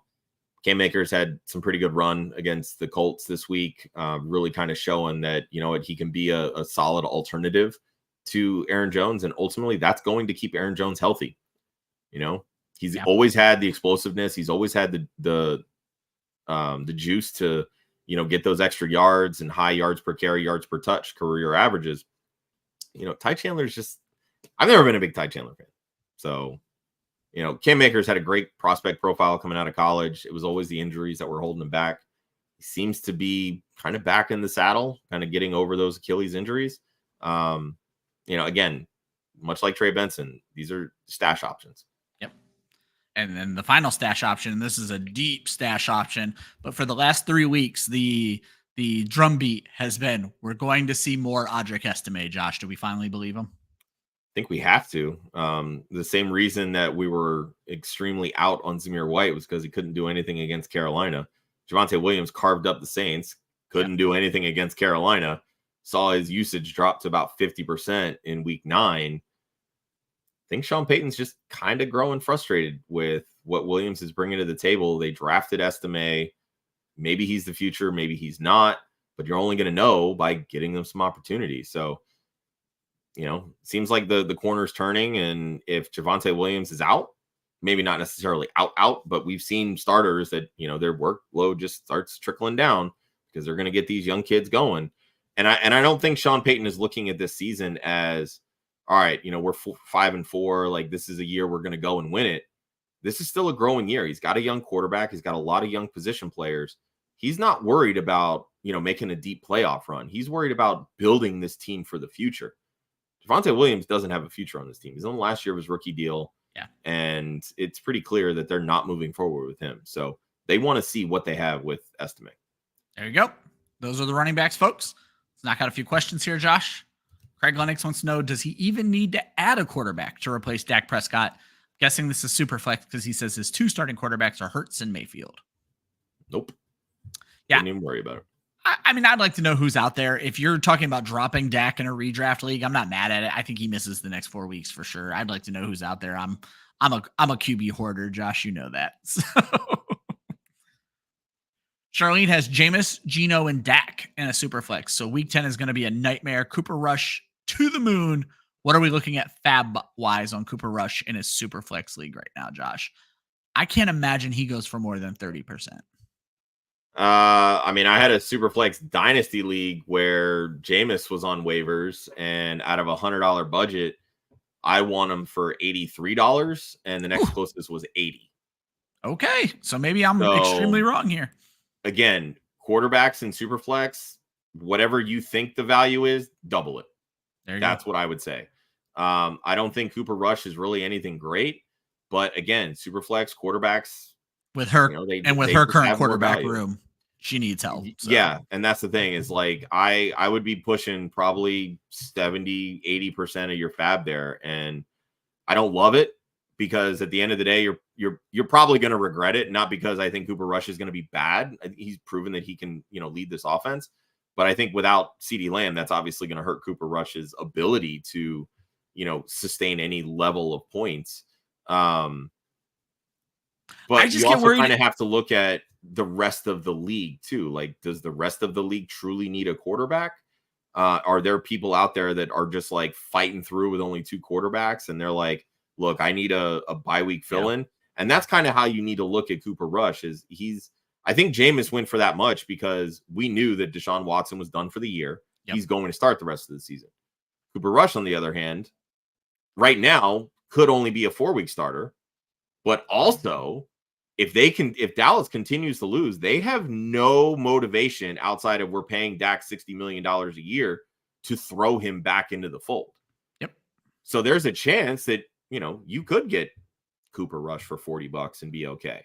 There's also a chance that Trey Lance steals this job, and that's my only concern. It's the same. And there's that as well. I mean, maybe they need to see what they have with Trey Lance because they spent a 4th-round pick stupidly on him. So, I mean, there's so many balls in the air with Cooper Rush. I think really what it boils down to is what's up. I don't know how this just occurred to me. Worse 4th-round trade, Trey Lance or Jonathan Mingo? I think the only reason that Jonathan Mingo went for a 4th-round pick was because literally last year he was drafted for a 2nd. Yeah. That's the only thing that I can think of. Because Jonathan Mingo last year, outside of seeing 80 targets, showed no value as a wide receiver. He's a hell of a run blocker. I remember that during training camp. Maybe that's Dallas is going to have him play guard. So he's their 3rd down passing running back now? Is that it? Like, that's why you trade a 4th-round pick for? There you go. Okay, sure. Hey, they're all in. All right, we need to replace Zeke, so that's what we're going to go with. Exactly. Well, we saw Zeke play center. Jonathan Mingo is going to play guard, plain and simple. So right. There you go. But to answer your question, Charlene, look at the other or the other teams that happen to be QB needy. Look at how much fab they have. Yep. And play your odds that way. That's how I would do that. There you go. Carlitos, I'm not going to butcher your last name, but Vila Padua. Love or Kirko chains, not for week 10. I'm going to guess he means week 11 because Jordan Love doesn't have a game this week. So I researched it for week 11. You're definitely playing Kirk in week 10, but in case this is week 11, Josh, Chains is in Denver. Love is in Chicago. I mean, Green Bay quarterbacks own the Bears, so I think I'd have to lean. Pay attention to the weather. We saw a really bad game out of Jordan Love in the weather this week. Yeah. That would maybe have me lean Kirk Cousins there. Drop Dak for Russ. Immediately, I'm on the. I don't think we see Dak again this season. That's been my. I've stud that point the entire time. So, yeah, I think that's fine. Again, I mean, it depends on the other quarterbacks, but that happen to be on waivers. But if that's the guy that you like, I'm perfectly fine dropping Dak. Yep. And then before we get into the wide receivers, Superflex League quarterbacks are Purdy, Flacco, Stafford, May. He has London, Dell, Evans, Mondre, Chase Brown, Monty, Laporta, Hawkinson. Any trades or players to go after? Always a tough question. I don't think you need quarterback. I think you're in decent shape at quarterback for the rest of the season with Stafford and May as your 2, Purdy as your 1. You're probably you need wide receiver as quickly as possible. With London and Evans coming back. Josh has been preaching this. Turn Ramondre Stevenson into a wide receiver as quickly as possible. I think you're fine with Chase Brown and Monty at wide receiver or at running back. Yep. Jordan Mason is an interesting case study, but wide receiver is your more pressing need. You need to focus on your starting lineup. London is hurt. Dell's about to take a step back, and Evans isn't likely to play till week 12. They have a week 11 bye. So yeah, if you could package Laporta and Ramondre for a wide receiver, I would do that in a heartbeat. I'd be okay doing that because you don't need 2 tight ends. You have Hawkinson; he's back. They've already had their bye week. Yep, Laporta's done nothing, so I think if you can trade him based on name value, I would do that. You might even be able to move Mondre and Hawkinson for a lesser running back and a wide receiver and fill in both holes in your lineup. So take a look at there. All right, guys, moving on to the wide receiver waivers. As we mentioned, there was a trade deadline trade. Jonathan Mingo is now the right guard for the Dallas Cowboys. In my article, I mentioned Juwan Jennings, Ricky Pearsall, Xavier Legette, Demarcus Robinson, and Cedric Tillman. It was a wide receiver filled article. The guys that are going to get brought up on waivers, the guys you guys are considering on waivers, Quentin Johnston's out there in 80% of leagues. Josh Palmer, 90% of leagues. Jalen Tolbert, 80%, though there's a little bit of a wrinkle in that now. Darius Slayton, 85%. I mean, is it though? Yeah. Well, I was referring to the quarterback, not Jonathan Mingo. So fair enough. Yeah. Darius Slayton is out there, 85% of leagues. I thought he would die once Malik Neighbors came back. He did not. They do have a week 11 bye after the Germany game. Jerry Jeudy's still out there in 50% of leagues. He is the Browns receiver nobody wants a part of, but he's not looked terrible. Adam Thielen, 75% of leagues, week 11 bye. Demario Douglas, 70% of leagues, week 14 bye. The touchdown machine, I think he has scored in 4 consecutive games. Nick Westbrook, Akine, 99% available. Sterling Shepard, 90% available. They do have a week 11 bye. And Josh, I wasn't going to put him on here, but he's popped up on every list. And when you look at his numbers, like 6 targets in each of the last 2 weeks. Noah Brown out there in Washington, 95% available. They do have a week 14 bye. You know, I don't think we need to talk much about Mingo, but I think the one that we need to address, Josh, is Quentin Johnston. I consciously chose not to put him in my article this week. I don't usually tell people to go buy boom or bust wide receivers, but you think there may be a case made for Quentin Johnston right now? Well, I mean, at the end of the day, it's wide receivers on waivers. That's what you kind of are getting, or boom or bust options. Like, it's very rare that you're going to find somebody that falls into an elite target share like Cedric Tillman, right? It just doesn't happen very often. Quentin Johnston is the number 2 option in this offense. He's missed a few weeks. He's come back. He's had two touchdown games already this season. But this might be one of my favorite stats all time. And that's going back to, I don't know, yesterday when Daniel Jones had 0 passing yards and a passing touchdown in the first half. I found this from Ryan Heath over at Fantasy Points. So I'll credit where credit's due.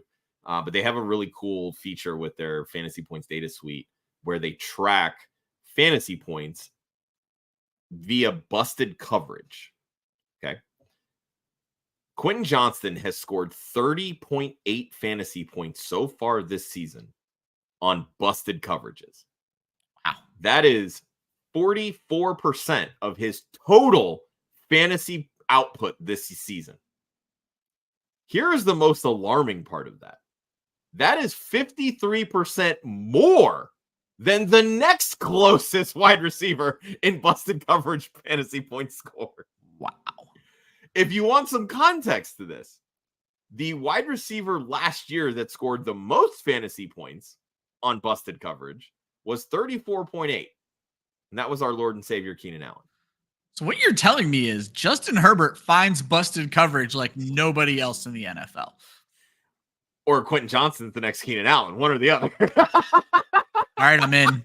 All your fab, Quentin Johnston. But the reason I say this is because if they're being able, we've talked about this with Quentin Johnston, he was miscast in this Kellen Moore offense last year. Yep.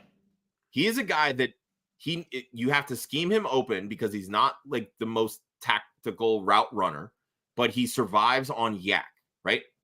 If you get him in space, he's going to do good things. This is why he was a first-round pick.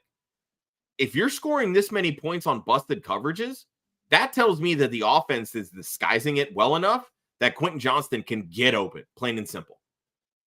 I don't know why that's a bad thing at the end of the day. Is it boom or bust? Sure. I'm not saying you need to rely on him every single week, but he's scoring. Yeah. You sit here and you tell me that I hate touchdowns. I hate touchdowns from people with bad volume. I do love touchdowns. There you go, Ryan. I'm preaching to you right now. He scores touchdowns. No, I'm not a Quentin Johnston hater like others, but boom or bust terrifies me. But also, I say boom or bust terrifies me. Mike Evans is my favorite wide receiver ever, and that's kind of been the knock on him his whole life. I'm sorry that Quentin Johnston's not 6'5". Okay? That's the problem. He's just so short to be boom or bust. Speaking of the Tampa Bay Buccaneers and Mike Evans, Josh, Evans should be back in week 12 because of the week 11 bye, but Evans was never going to fill the Chris Godwin role, obviously, right. But maybe someone's about to. Yeah, I mean, really, it's been Cade Otton filling that role, but that's true too. When you have to throw to wide receivers, Baker Mayfield already has a built-in connection with Sterling Shepard. This is what we talked about 2 weeks ago. Can we just talk about the fact that you said when you have to throw to wide receivers? Like, they weren't doing it yesterday. They just weren't doing it. Not till overtime. Exactly. Sterling Shepard gets open. He's always been a reliable slot receiver. Going all the way back to not only his New York Giants days, but also his days at Oklahoma. Guess who was his quarterback back then? It was Baker Mayfield. I talked about this 2 weeks ago. McMillan missed this week again. Yep. Sterling Shepard missed last week. He was back this week. Sterling Shepard, 4 for 48, I believe is what it was. I mean, not the most glaring fantasy day, but you throw in a touchdown, it's 16 fantasy points. You throw in Mike Evans pulling a defense to the other side of the field. So. And that's the other side of it too. When you have that large wide receiver that commands targets and is one of the all-time greats at the position, people are going to be like, Sterling Shepard, who? Baker's going to find those guys. That's what he's been doing with Cade Otton. That's why Cade Otton's been so valuable over the last month of the season. He's finding Cade Otton. He can find Sterling Shepard. They have a great rapport. Baker Mayfield recruited Sterling Shepard. Yeah. I'm not saying that he's going to assume those Chris Godwin targets, but he's going to get some of them. And he had 5 to Cade Otton's 11 against Kansas City, which, by the way, is a very good defense. I do want to throw out to the world something I noticed when I was updating my projections. Mike Evans, through 7 played games, is sitting at just 335 receiving yards. And is likely to only play 6 more games. Josh, I think the 1,000-yard streak comes to an end this year. Well, he might have to average over 100 yards a game the rest of the season. So yeah, the most he's going to get is 6 games. So he's going to need to average like a Bill 25 to hit 1,000. So, I mean, let's not sit here and say that Mike Evans can't do that. 100%. We also know he could pull a 250 game and win fantasy championships are on the line or whatever he did that one year. So. All right, no questions yet. We're going to move on for that, by the way. Yeah, that was rough. Because that was against me. Let me talk about DeAndre Hopkins saving my day yesterday. I had like 3 wins get converted over to, or 3 losses converted to wins on DeAndre Hopkins tearing it up last night. That was a lifesaver. More on that later. Anyway, tight ends. It's not a great bunch. Hunter Henry's out there in 60% of leagues, week 14 bye. Taysom Hill, week 12 bye. Mike Gesicki, 90% of leagues, week 12 bye. Jonnu Smith, we don't know what to do with this guy right now, 85% available. Pat Freiermuth coming off the bye, 50% available. The rookies, Jatavian Sanders, Theo Johnson, both out there in 99% of leagues, both about to face each other in Germany. Both have a week 11 bye after that matchup. Josh, who do you like at tight end this week? I definitely like the rookies, mostly because nobody's going to be paying any level of attention to them. They're guys that are on bad offenses. Both of them, I mean, Theo has obviously Malik Neighbors in front of him. He has Wan'Dale Robinson in front of him. Yep. I mean, Darius Slayton's been seeing quite a bit of targets. Tyrone Tracy catches passes out of the backfield. And yet Theo Johnson is still producing, even if it's streaming level numbers, right? Yeah. He's getting involved. They're using him. They basically said, Daniel Bellinger, who? And they're giving this rookie an opportunity here. So even after a mistake, he had like a holding call or a fumble that cost them early in that game, and they still kept. Yeah, and because that's how rookies progress through. That's how they learn. You have to make mistakes, and you have to be okay with them making mistakes.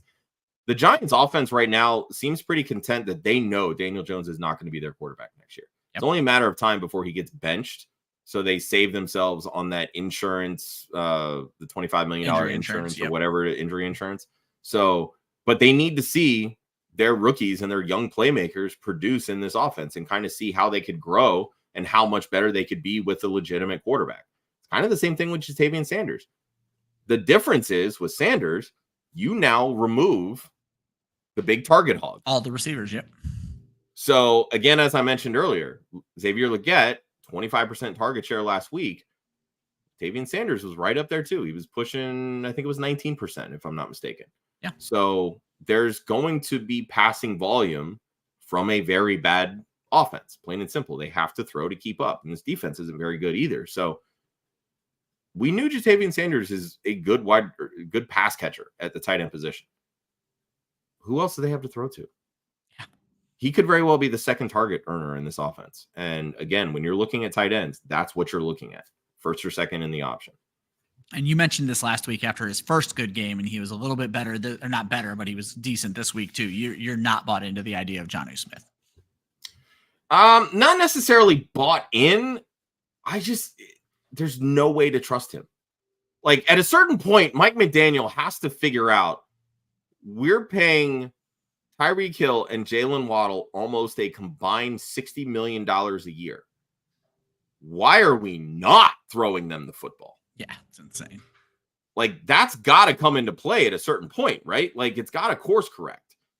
Everybody talked in the beginning of the season that getting Jonnu Smith in Miami could be that missing piece because they haven't ever utilized the tight end. Jonnu Smith has that skill set that is kind of like George Kittle light, where he can block, he can break off of the line, he can also split out wide. He's very athletic, and he can make those types of plays. And we're seeing that, especially because OBJ has been nothing in this offense. Yeah. And he's become that sort of safety blanket when the offensive line breaks down, and he's able to utilize his skills as a yards after catch receiver. Yep.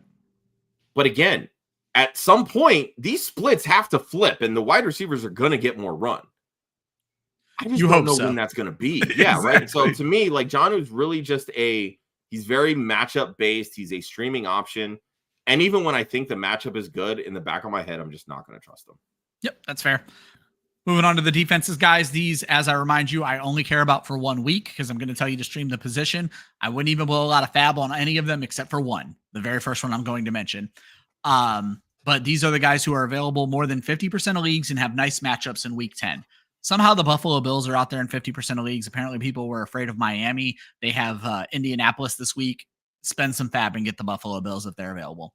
The Bears are interesting. They've played well. They've played poorly. They do get New England this week. The Giants are in Germany against that Carolina offense. If you believe Carolina has turned a corner, then maybe you don't go for the Giants. However, the Giants do, I think, still lead the NFL in sacks. Josh mentioned their pass rush earlier, and this is a team you can get after. Finally, the Rams. I'm not afraid of Miami. I know none of you are going to pick up the Rams, but the Rams are playing better defense as their offense improves. And Miami's a team they can beat up on. Devon Achane is going to get his. I don't know if anybody else is, Josh, because they won't throw Tyreek Hill the ball. So I feel like the Rams are still a decent play. And both as we wrap up the waiver section of the show, Josh, Smitty playing the game, baby, has higher waiver priority than teams that need quarterbacks. So he's going to go get the best quarterbacks he can and use them for trade bait or playing how you defense. do it, man. That's how you do it. I've got a super flex. I got a super flex dynasty where I took over the orphan, and it's a productive struggle team. I picked up Jameis, started shopping him. I already had Joe Flacco on this team. Like, if I'm a productive struggle, I have zero issue running out just one quarterback. That's fine by me. And I've got older quarterbacks. I'm ready to turn them over. I packaged Jameis and Joe Flacco for a second-round pick. Yeah. No, that's how you play. Sense. That's how you win. So now we love it, Smitty. That's the gamesmanship. Mayday. It is time to bail on these players. You already drafted them or spent fab. It's okay to admit that you are wrong. Josh, I'm going to give the list. You tell me if you think I'm wrong on anybody. I think CJ Stroud is droppable. He's 92% rostered. He might be the new Mahomes that we've been bitching about. Dak Prescott, I've clearly made out that he was droppable, but even if you just look at his raw numbers, he was droppable for that. He's rostered in 80% of leagues. Caleb Williams, 54% of leagues. Zamir White, 35% of leagues. What the fuck are we doing, people? Is this how many people are not paying attention in fantasy football anymore? They've given up by week 10? Because guess what? Ezekiel Elliott also rostered in 35% of leagues. What are we doing? Jalen Waddle, 90% of leagues, -4 yards this week. Don't talk to me about touchdowns. He has been outside of the wide receiver 50 in each of the last 2 weeks with Tua Tagovailoa back. I don't trust this Bears offense. Keenan Allen, 74% rostered. He is droppable. And Christian Watson, still 50% rostered. Josh, are we holding on to any of these guys? Am I wrong about any of them?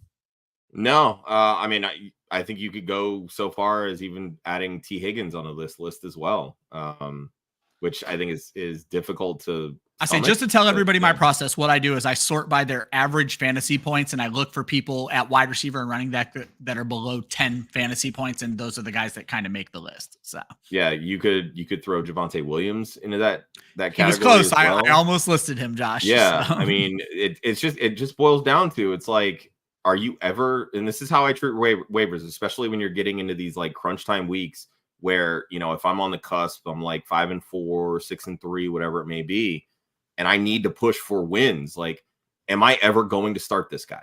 Yeah. That is my. We actually talked about that earlier in those. I'm asking myself. Yeah, we talked about that earlier this season. That seems to be the thought process. Am I ever going to play this guy? Am I ever going to feel comfortable playing this guy? Yeah. And if not, and that's the thing is, like, even when you're picking up so and so on waivers, you probably don't feel that way. But the fact of the matter is, they're a high waiver ad because they are producing. Yeah. Even if they're not the sexy name, right? People hang on to the sexy names. They hang on to, oh, well, I spent a 3rd round pick on this guy. I can't drop him because there's a reason that he was a 3rd round pick. No, at a certain point, that goes out the window, and you have to be able to cut ties. It's okay to not commit. It's fine. All right, Josh. Who's single. Didn't know we were going there today. No segue is going to make sense. What are we watching for in week 10? So I'll break down the things that I think are something to pay attention to. First of all, before the week even ends, trade deadline is 4 p.m. today. Most of the big names that are going to move are going to be on defense now. However, Miles Sanders is an interesting one since we've already seen Khalil Herbert and Jonathan Mingo, but apparently DK Metcalf, and who knows, maybe DJ Moore might be on the move. How does Jaden Daniels fare against a tough Steelers defense? Daniels has been beating up on some lesser defenses. The Steelers are still legit this year. It'll be interesting to see how that goes. Bengals versus Baltimore might be the game of the year. Certainly maybe the Thursday night game of the year. How many touchdown passes do we see in this game? Lamar Jackson's been throwing it a lot more. Joe Burrow's coming off of a 5 touchdown game. I'm looking forward to that one. Is Christian McCaffrey back this week? Do we see Mike Evans? I don't think we do, but San Francisco against Tampa Bay, some injury questions there. But if Mike Evans isn't back, does Baker Mayfield throw to a wide receiver in this game? Because he certainly seems opposed to that. Can Patrick Mahomes stay hot against a good Denver defense? And it's hard calling Denver a good defense after what Lamar just did to them. So odds are Mahomes can't stay hot. But whatever the opposite of Patrick Mahomes is, that's CJ Stroud. Is he just going to be absolutely cooked against this very tough Detroit team, maybe the most well-rounded team in the NFL right now? Do the Saints rally around this head coach firing, or does Atlanta just beat up on their division rival? Can Dallas score a touchdown without Dak Prescott against the Philly defense that's been hit or miss, but certainly playing better as of late? Do we see Anthony Richardson check into the game against Buffalo because Joe Flacco might not be the answer? And finally, Josh, who's the worst team in Germany right now? Is it the Giants or is it the Panthers? I'm going to touch on this Germany game really quickly because this narrative, what did Germany deserve to, get this game and these two worst teams, blah, blah, blah. People, study your history books. We know exactly what Germany did to deserve this game. Yeah, okay? This is the final part of what they have to pay for. All right, Josh, we got a couple of questions here before I get us out of here. Simon Gonzalez is 7-2, planning for the playoffs. He has Najee to trade. Who is he targeting? So you're going to obviously go after running back needy teams. I guess what does your team need? But you should probably go after wide receivers. Yeah, right. That's a really good question. Yeah, we talked about this yesterday. I say it's a very vague question, but I think Malik Neighbors might be out there on the trade market. Maybe go after Neighbors. Tyreek Hill, I think, is a guy that's very available in trade right now. Don't go after CeeDee Lamb. That's a trap play. Amon-Ra St. Brown. Nobody seems happy with him. Go after some of these big names. Big swing. Maybe you get a hit. Yeah, I mean, Calvin Ridley could definitely be an option. Tennessee is a pretty favorable. Yeah, Calvin Ridley plus schedule. Probably for Najee. Nico Collins, definitely, if you can, find a frustrated manager there. If DJ Moore could ever get right, like that's definitely somebody to consider buying low on.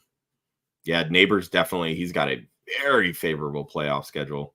I mentioned this yesterday. I left my mind. Marvin Harrison Jr. is a guy I would also target. Very favorable schedule to end. Yeah, New England, Carolina, Rams, 15 through 17. Yeah, 100% there. I mean, shit. The way that Marvin Harrison's been playing, you might be able to get Harrison for Najee straight up. Yep. So swing big is, I guess, what we're trying to tell you here. And then, same question. My bad. Javonte losing his job, or is this going to end up a split backfield? Estime looks good, but barely gets any touches. It's going to start off as a split. If Denver, I don't even know what Denver's record is right now. If Denver gets out of contention, if Denver gets out of contention, they're not going to take Javonte Williams out of the game while they're fighting for a playoff spot, plain and simple. That I agree with. I mean, like we said, the running back share with Javonte, it's still about 50%. They're working Estime into the rotation. They've made it pretty clear they like Jaleel McLaughlin. He's going to get some run, especially on passing downs. So really, it's just going to depend on, do they keep winning? If they keep winning, Javonte's still going to have a role, even if Estime will keep cutting into it. But the moment they really start like bottoming out because, the offense is just overachieved, you're going to start seeing more and more of Estime. I mean, this is a team that benched Russell Wilson while they were contending for a playoff spot. They're not above just sitting Javonte Williams. Let's be clear here. Yep. Are you trading Jamar Chase, Brian Robinson, and Darnell Mooney for Mixon and CD? This is a hard no for me. I don't care how good your wide receivers are. I don't care how good Mixon is. Jamar Chase is by far the best player in this trade. Yeah. I love Mixon. He's been doing great. CD Lamb is hurt. And gets a massive QB downgrade. Yep. So, I mean, you're trading all this. You're paying more, in my opinion. So CeeDee Lamb could fall to Darnell Mooney levels, and then you're trading Jamar and B-Rob straight up for Mixon, which you would not do. At least I don't think you would. Yeah, I wouldn't do that trade. Be like Tay Rock. Subscribe. Do it now.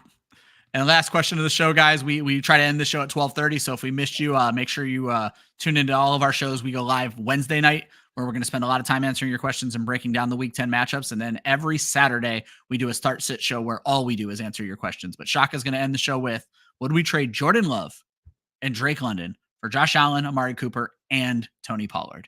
And Josh, you know me. I love running backs, and you're getting Josh Allen. You're taking the Josh Allen side of this trade immediately. Yeah, it's a massive downgrade at wide receiver. I will say that. I don't decent running back and Josh Allen.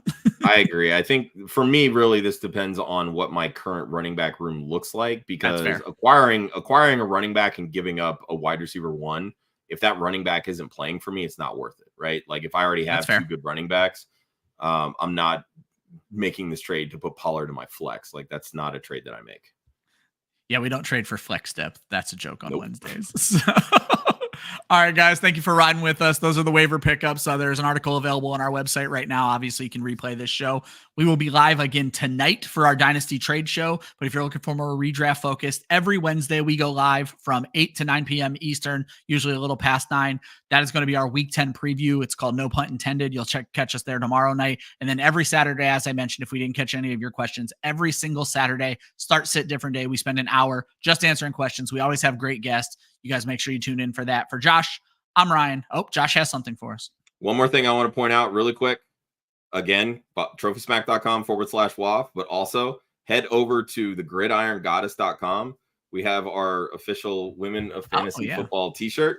It's invented by men, perfected by women. So show some support to what Susan's got working over there, the gridirongoddess.com, and show some love and support.